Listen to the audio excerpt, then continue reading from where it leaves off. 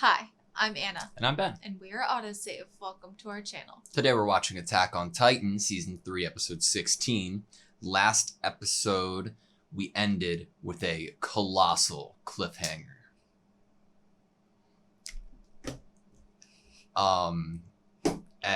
This episode, I don't know what's going to happen yet. But Reiner's currently down, but he's healing. Bertholdt has it's a real ear scratcher. What's gonna happen right now? I said it's a real ear scratcher. What's gonna happen nice. Right now? Yeah, good. Yep. I hate us so much. Why do we even do this? But I'm kind of astounded at how much change Bertholdt showed last episode, and in his own way, he snapped. I almost think of it in my head, similar to Mikasa snapping. This was a mental snap, but there was a distinct change in personality, and it was a little bit surprising to see. It caught me off guard, but it's cool. That's the one thing that was is so interesting about last episode. Whether it's Zeke, whether it's Reiner or Bertholdt, they showed them in ways to humanize them to me, and that's very interesting. They chose to do that. I mean, it makes sense. I never felt like Bertholdt and Reiner had been dehumanized necessarily because of the fact that we spent so much time knowing them as soldiers, not warriors. So when it came out that they were warriors and they had these abilities, I only had the benefit of the doubt for them, honestly, and faith in them because I wanted to, and because I could tell that they actually did care about their friends in this filthy race that they say they hate or hated before they got here. I think that it's safe to say our best guess at the moment is that they are trying to do this to prevent the end of something, their town, their lives. Cursed history, inevitable. What was the word that Yuri used? Collapse. And I think that we can guess that might be from the founding Titan's power. That's I think what I'm okay landing on at the moment. That being said, I don't want anybody to die. We already have the possibility that Hanji is dead and or her squad, and maybe she's the only survivor, which I don't want to say that I hope for that, but I at least hope that Hanji's alive. I don't think they'd kill her off screen. I think they'd show it. I mean, hell. Now we know why they killed Marco off screen. I mean, we thought it was just to be used as a device for Jean, but really Marco was pivotal for so many more characters than we had previously thought. Yeah. Attack on Titan only kills characters off screen if they're going to show you the on screen later. On purpose they will do that. And but that was by far the most devastating thing to me last episode was watching that interaction with Marco. It's hard enough to watch someone get picked up and eaten by a Titan, but to be sacrificed or put in that position with his ODM gear taken off of him and him being left there, very hard to watch. Very, very upsetting. Also, it makes so much sense to have someone, like we said, figure out that who Reiner and Bertholdt were and what they were doing. How can it be impossible to say that three people with this mission that are living in close quarters for so long would not be caught or talking about it, or someone wouldn't possibly guess something suspicious? Yeah, I think the talking about it, I didn't even think about that happening. How many other times have they caught up with each other, reinstated their missions? What other things could they have done? Yeah. Not obviously as horrible as they did with Marco, but what other sabotage did they possibly meet and do? One thing I didn't look over in our discussion last episode that I just real quick remembered, were the words that Reiner was using when he got caught. Because I thought that they were pretty interesting. It was in regards to seeing that Aaron's going to plug up the hole that they made, right? It's insane. Even might end up getting eaten. And if that happens, we still won't know a thing. They're doing investigative work. Something too. Yeah. If it comes to it, I'll have to do something with my Titan somehow. Like, they're trying to figure things out as well. It's like they're looking at Aaron in terms of a way to learn more or experiment. Like, remember when I guessed that maybe they were waiting for Aaron to get here so they could figure out which house was his and how to get into the basement? But it doesn't really seem that way anymore. But they are trying to learn from him in some way or observe him. As far as I'm concerned, this might prove to me that they had no idea that Aaron was a Titan until he transformed. Right. And so this could be them figuring out that he has the coordinate or is the coordinate. We've been searching for a clue these past 5 years and we finally found it, which I assume would be Aaron. So that would make sense. But I'm nervous. I don't want anybody, I don't know. I mean, it makes it even harder, and we'd want it even less to have Bertholdt confirm that he cares about these people, that he is trying to kill, and that they are precious to him. His words were precious. That says so much, and that makes this even more devastating than the original idea of, oh, well, these were children that were forced into this position of being warriors. And then we have Aaron, who was a child who was traumatized by his mother getting eaten. And I'm like, these poor children. Yeah. They don't want to be fighting each other. They don't want to be doing this, but their missions differ. Yeah. Are you ready to see if and how we deal with the greatest power of all? The Colossal? Yep. You ready? Yeah. Sweet.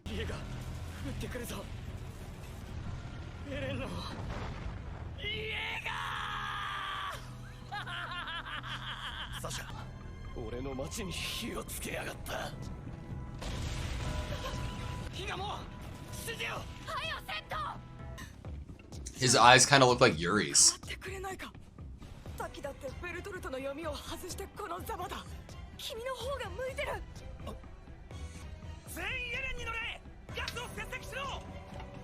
Okay. That's a plan. Conserving gas is smart. River is smart because flames. Come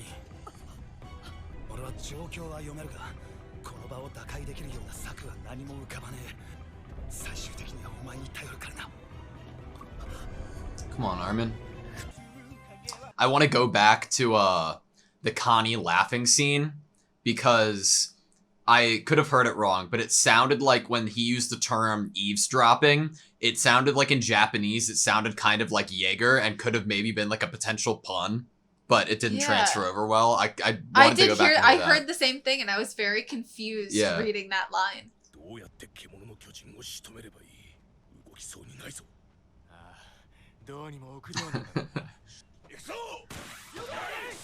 Okay.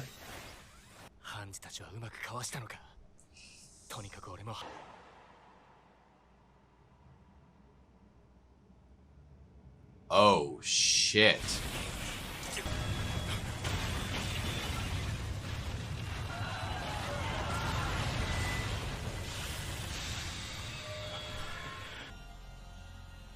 What did he throw? Just rocks. He killed them all. He got them all to move up front to the front of the houses. The first pitch? Perfect game. They have knowledge of baseball.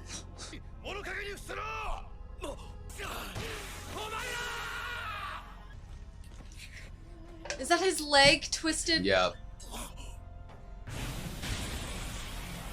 Oh, he shatters it when he throws it. It's like a Gatling gun. That's... Look at the it's just blood.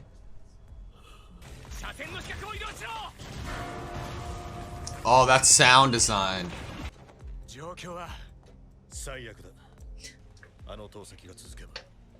He's also creating distance. Look at all the blood.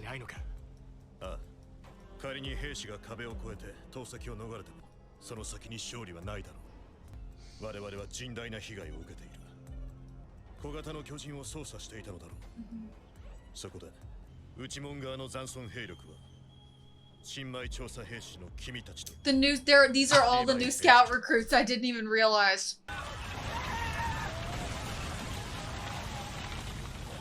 エルビー、何か策はあるか。もうこれ以上ベルトルトを壁に近づけるな。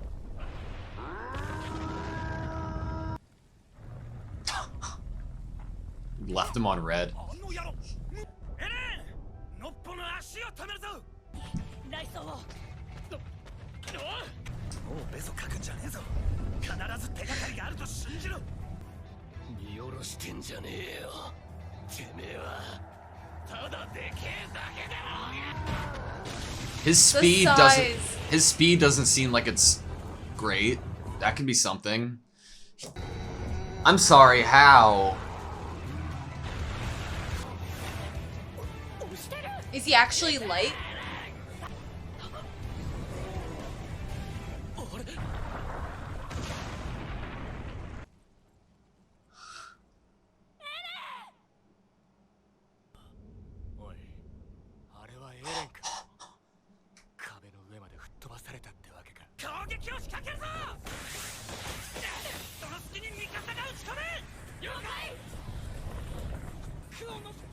Do you hear the music? Pervert Lord.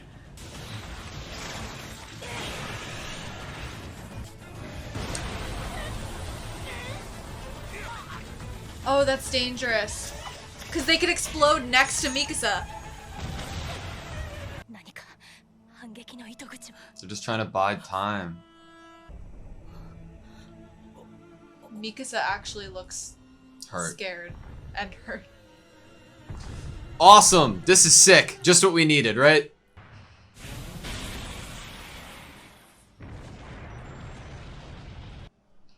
反撃の手数が何も残されてねえって言うんなら、配送の準備をする。そこで伸びてるエレンを起こしてこい。そのエレンにお前と何強かった調査兵団がみんな一瞬で死んだんだぞ。いくら馬を守ったってな。それに乗って帰るやつは誰もいねえって。誰かが危険を冒してでも行動しなきゃいけない。自分を犠牲にできるやつが必要なんだってな。それは俺だって思っちまったんだ。そういう人たちの方が圧倒的に多いはずなのに、は違うって思っちまったんだろう。これが馬で一斉に散らばり、キロを目指すのはどうだ。リヴァイ、お前はどうするつもりだ。俺は獣の相手だ。奴を引きつけて。無理だ。お前とエレンが生きて帰ればまだ望みはある。そういう段階にあると思わないか。俺はもう誰も生きて帰れないとすら思っている。反撃の手立てが何もなければな。あるのか。なぜそれをすぐに言わない。なぜクソみたいな面して黙ってる。お前は獣を仕留めることができるかもしれない。ここにいる新兵と私の命を捧げればな。どのみち我々はほとんど死ぬだろう。全滅する可能性の方がずっと高い。玉砕覚悟で正気にかける戦法もやむなしなのだ。あの若者たちに死んでくれと。一流の詐欺師のように体のいい方便を並べなくて、私が先頭を走らなければ誰も続く者はいない。そして私は真っ先に死ぬ。地下室に何があるのか知ることもなくな。このまま地下室に行きたい。俺が今までやってこれたのも、いつかこんな日が来ると思ってたか。死んだ方がマシだと思った。父との夢が頭にちらつくんだ。そして今、手を伸ばせば届くところに答えがある。だがリヴァイ、見えるか、俺たちの仲間が。Fuck. 仲間たちは俺らを見て、捧げた心臓がどうなったか知り、まだ戦いは終わってないからな。全ては俺の頭の中の子供じみた妄想に過ぎないのか。お前はよく戦った。おかげで俺たちはここまでたどり着くことができた。俺は選ぶぞ。夢を諦めて死んでくれ。新兵たちを地獄に導け。獣の巨人は俺が仕留める。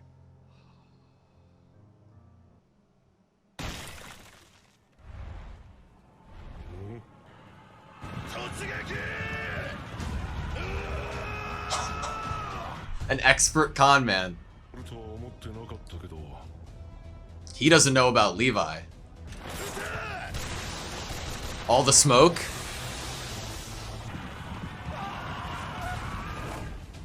これより最終作戦を告げる。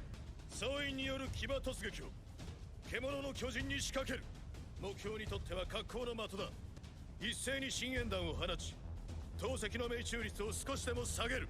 リヴァイ兵士長が獣の巨人を討ち取る。以上が作戦だ。俺だけ立体軌道で獣に接近しろと。獣の周りは更地だぞ。利用できるような木も家もねえ。いいや、ちょうどいい高さの立体物が並んでつった。巨人を He's gonna use the other Titans! 獣の巨人を奇襲しよう。 He's just gonna go around in a circle killing all of them! Marlowe's right up front. 時期に飛んでくる岩を浴びるだけだ。すぐさま準備に取り掛かれ。俺たちは今から死ぬんですか？そうだ。最後に戦って死ねということですか？そうだ。どうやって死のうと、命令に背いて死のうと。全くその通りだ。全くもって無意味だ。どんなに夢や希望を持っていても、幸福な人生を送ることができたとしても、岩で体を砕かれても同じだ。人はいずれ死ぬ。ならば人生には意味がないのか。そもそも生まれてきたことに意味はなかったの。死んだ仲間もそうなのか。あの兵士たちも無意味だったのか。いや違う。あの兵士たちに意味を与えるのは我々だ。哀れな死者を思うことができるのは我々はここで死に、次の聖者に意味を託す。 We die trusting in the living! この残酷な世界に抗う術なのだ。血を怒れ、兵士を叫べ、血を叩け。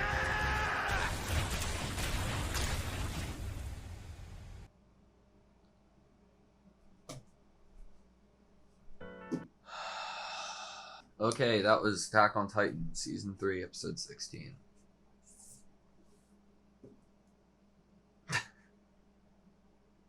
The last two episodes ended with a similar word being brought up. The same word, said by both sides, and that is cruel. When Berthold jumped up into the air last episode to choose to turn into the Colossal Titan in that moment, his last words were that this was all just cruel. And Erwin says the same thing.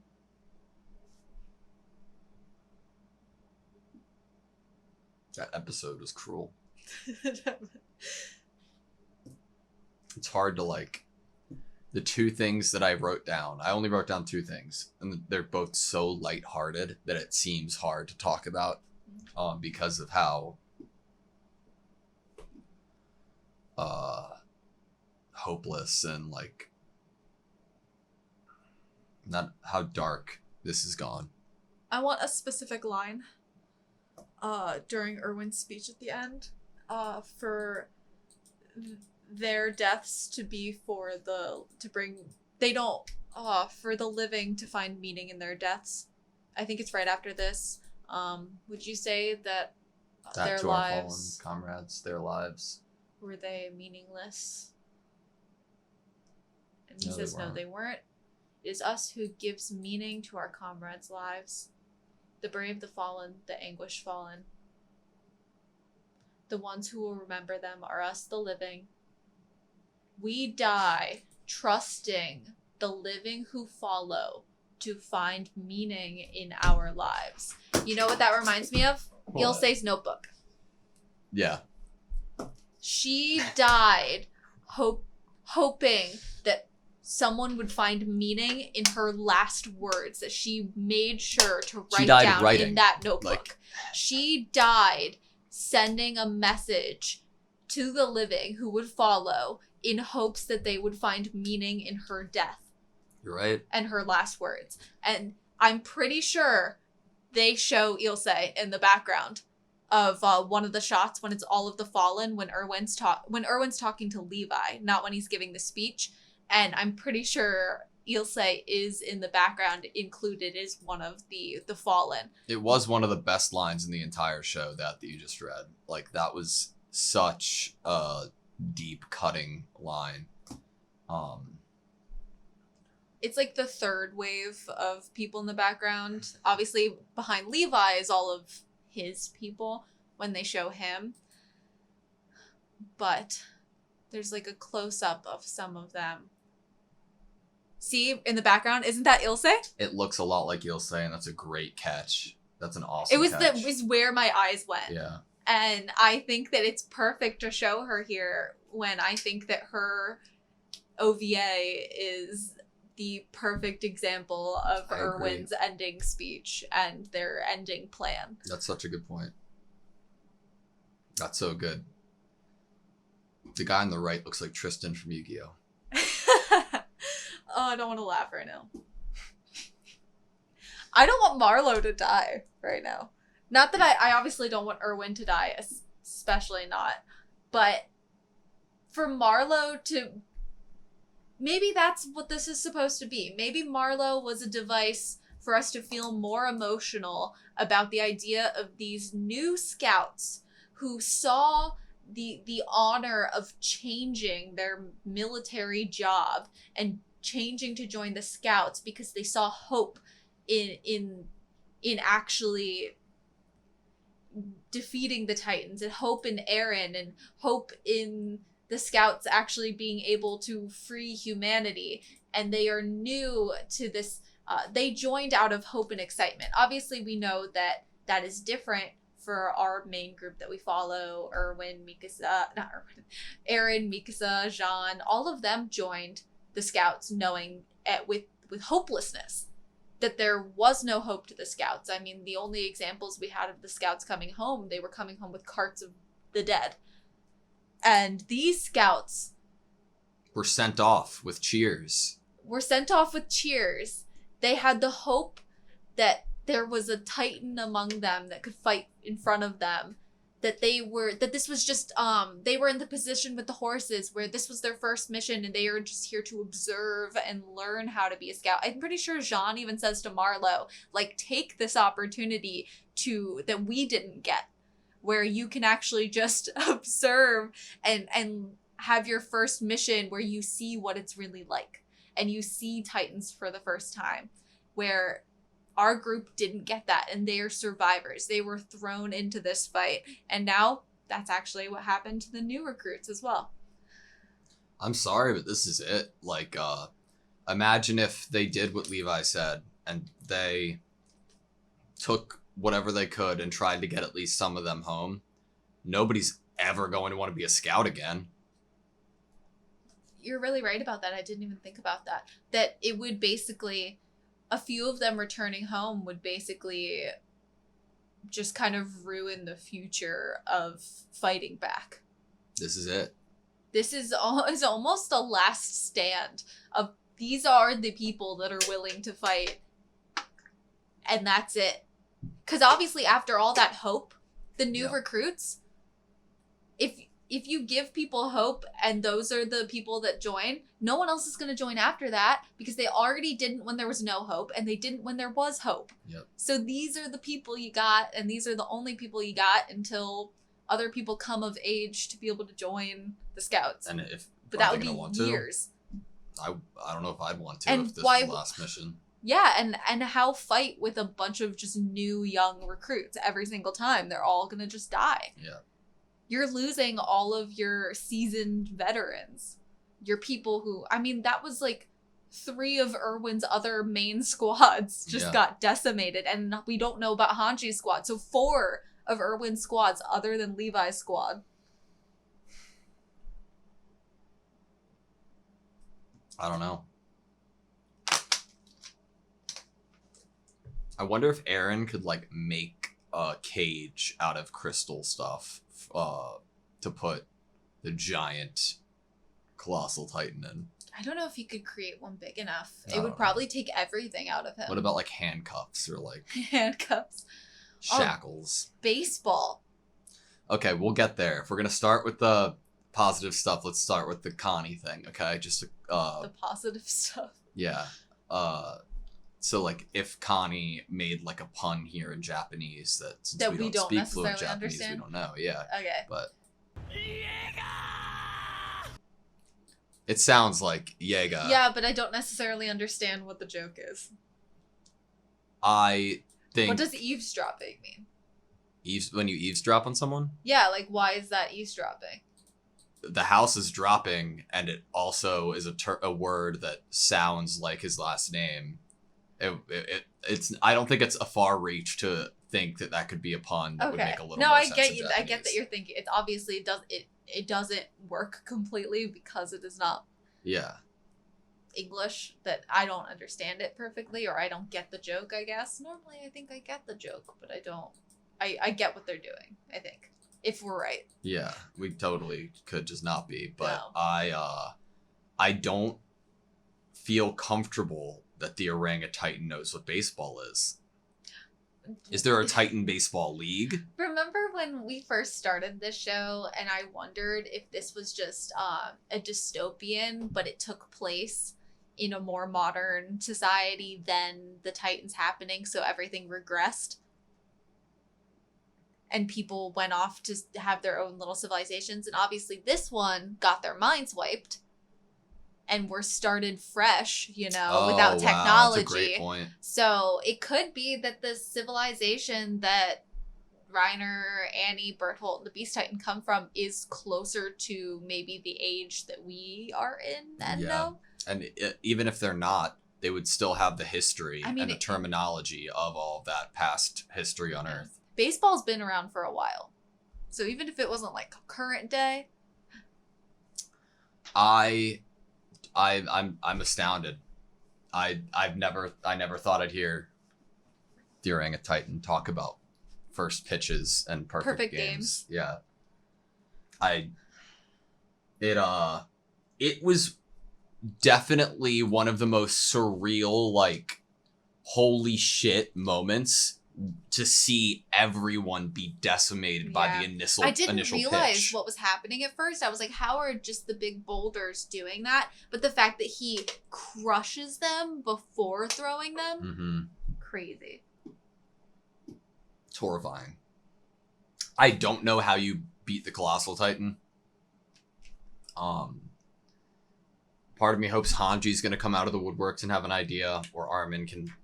Well, that would be kind of perfect. I mean, right now, where we are on the other side of the wall is that we're all kind of just like stuck waiting for Armin to have a brilliant idea because there are no other ideas. Yeah. And that puts tons of pressure on Armin because whatever he tells them to do could possibly kill all of them. They are the ones that could flee. Yeah. They could leave. I mean, if they're not going to. They're not going to run away. But dude, the Colossal Titan and the Armored Titan are both conscious and both there right now. I'm sorry. I don't know what to do. It's almost like their only options are we could all live by retreating and being horrible people and cowards, or we could have come up with a plan. And I don't know what it's going to take what's going to trigger a plan in Armin, because it seems like he either needs to be observant of something, he needs to notice something, he needs to be a memory needs to be triggered for him to think of something. I don't know what it's going to take and what's going to happen to have him think of a plan right now. But he needs to, and the pressure is ramping up. I mean, we keep getting the same shot of his face in this paralyzed, I don't know what to do face. Yep. And we've been getting it as like basically his only expression. And it's really been close up on him for 2 episodes now, basically. I think that the mid-roll might give us an idea potentially of what to do. Oh? If you want to read it. I would love to read it. The Colossal Titan Steam. A Titan's special powers are produced by using its own body as a resource. In that way, it is thought that the steam emitted by the colossal Titan consumes muscle tissue and therefore must be finite. Maybe you like out stamina it. If you continue to make it use steam, then there could potentially be a cap for how much it can use, and then it would fall to the ground. Oh. Because it wouldn't have any muscle tissue. Maybe. I'm looking for any hope at the moment. I guess I can connect using its own body to Reiner basically using his own body to survive. Yeah. Instead of just his head, he's using his own body. It's very creative as a resource. Aaron's like out for the count on top of... He was really knocked out, KO. Yeah. As soon as the legs started picking up, I was like, ooh, that is not where you want to be. Yeah. And Mikasa, this was like one of the first times I've seen Mikasa be worried about Eren, but I've never seen her seem worried about their situation. Yeah. Or her own life. And it seemed here like she was like, oh shit, we're all gonna die. Yeah. I mean, like, it's the first thing that she's come to that she can't handle or has no possibility of handling alone. Yeah. God, this episode was incredibly emotional and captivating. I love the plan for Levi to follow the Titans around to assassinate the Beast Titan. Very creative. I would not have thought of this. But I like that he's killing them on the way. I can't imagine he's going to assassinate it. I can't imagine the Beast Titan going down that easy. I can't imagine him getting very far in the circle. Without him knowing? Without the Beast Titan realizing and then ordering the Titans that are... Because right now, that one dies because it's ordered to just stand there. Yeah. And so once the Beast Titan orders them to not just stand there, they're all going to react to Levi and fight against him. And then all he's using is their bodies. We talked a couple episodes ago if the acknowledgement that Erwin had of him expressing his selfishness and the only thing he wants to do is see the basement, if that is putting him in the grave before he can do that, like from like a literary point, and it kind of seems like that's happening. It's interesting that he says that. It's almost like in that moment he's telling Levi to make the decision. Yeah. And Levi was like, well, this is what I would do. Sacrifice your dream and your life, basically. Yeah. It seems like... And he does it. It seems like he's alive right now. At the moment, he's hit in the side. Yeah. And his horse has been hit, which I feel very bad about, obviously. But I don't think that's enough to kill Erwin in this I think he's like out situation. Like, but I don't think he's dead just yet. I just can't see Erwin not being there for the basement. I can't see it. I don't know. It could happen, but I just can't see it. I know, especially because he talked about, you know how they say that like, oh, well, wouldn't him talking about it and him not getting to see the basement make you think that he's like making it come true here? But like, doesn't it also make you think that what if it's the reverse and he said he's not going to see it, but then he gets to because we think he's not going to? Maybe. What mind games are being played right now, narratively? Yeah, they have us where they want us.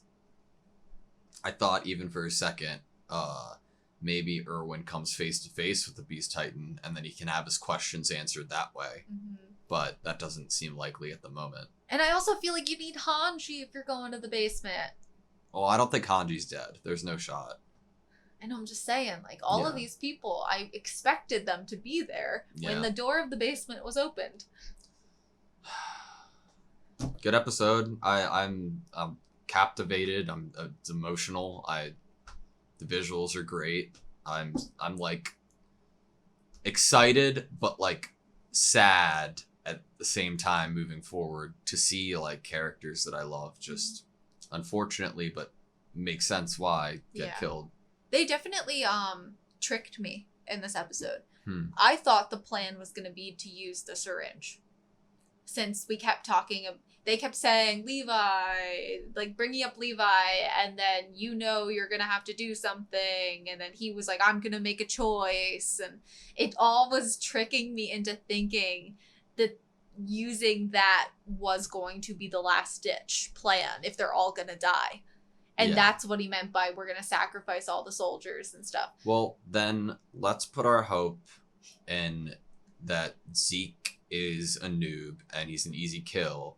And right before we kill him and he can't move anymore, Erwin's on his deathbed and Levi injects Erwin with the Titan thing and turns into a Titan and then eats Zeke. And then Erwin can become a Titan and he's alive still. Killing the Beast Titan and or becoming a Titan right next to him to the point where you would then fight him and then having other people kind of render him unable to fight so that you can eat him is the best possible use of the syringe right now. At the moment, yeah. Because I don't want them to eat Reiner and I don't want them to eat Berthold and you wouldn't want to eat Ymir and obviously not Eren, and narratively, no chance in hell it's going to happen. Zeke's not dying here. I don't think so either. But I don't know. Not sure. Why do they have to make me emotional? I don't want Marlowe and all these new scouts to basically be doing a suicide charge. It does not feel good. Marlowe was like, he had no reason to be as stoic and like handling the situation as well as he was in that situation. I'm not surprised he handled it well based either. on his personality and the character that they've created for him. But it's a devastating situation to be in, and he still handled it remarkably well. Do we see him when they're all charging and they are starting to get hit? I just want to make sure that we don't see him getting hit or anything. Okay, he's right behind Erwin, and then the other guy that's kind of the main one we've been seeing is on the right side. Yeah, and then they like spread out a little bit. They spread out a bit, and we are just seeing Erwin, and then Erwin gets hit. Okay, so we don't really know. Obviously, if you saw all of those stones, right? Yeah. It would definitely probably hit someone else. Oh my god, definitely. Yeah. And Marlowe would have been right here.